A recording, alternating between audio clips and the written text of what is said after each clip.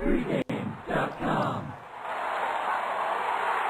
I bet NBC wishes they could start flexing some of these Sunday night football games already here in week 4.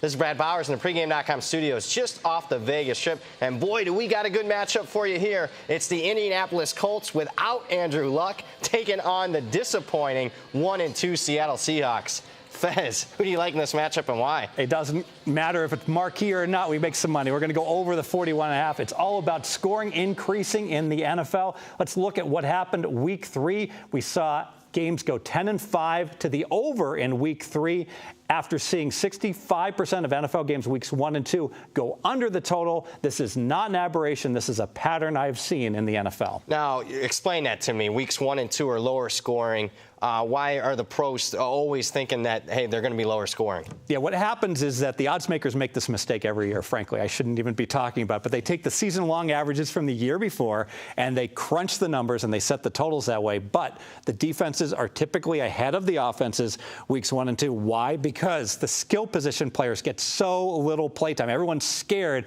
oh, my gosh, my star wide receiver, my quarterback's going to get hurt. So we see quarterbacks like Cam Newton, Joe Flacco, barely play or not play at all in the preseason, along with some of the wide receivers. The net result is it takes a couple weeks to get the timing right. It's not till weeks 3 and 4 that scoring goes back up to what the averages were the year before. All right, you said overall the league and the scoring was up in week 3. What about specifically these two teams? What'd you see? Yeah, it was shootouts. Seattle, Tennessee.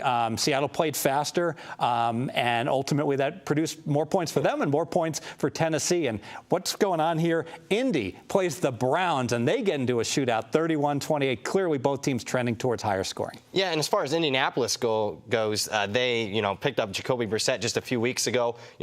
Rush him into it. You expect improvement on that side of the ball from them moving forward. Yeah, very logical handicap. He really wasn't ready to go, but they had no choice with their other option with Tolzien, so they put him in week 2.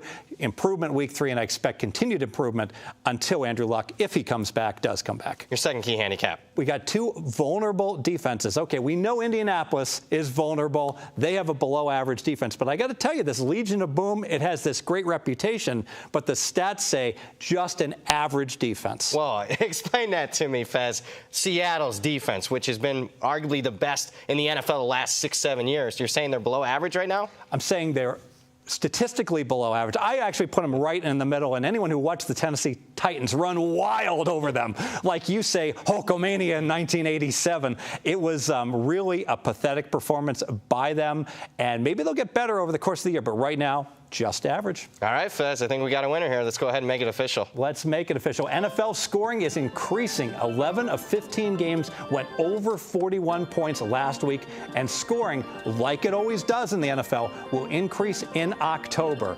And we have 2 vulnerable defenses. Indy is a well below average defense, and surprisingly, Seattle's defense has just been average year to date. The Fez math says go over the 41.5. More videos, pregame.com.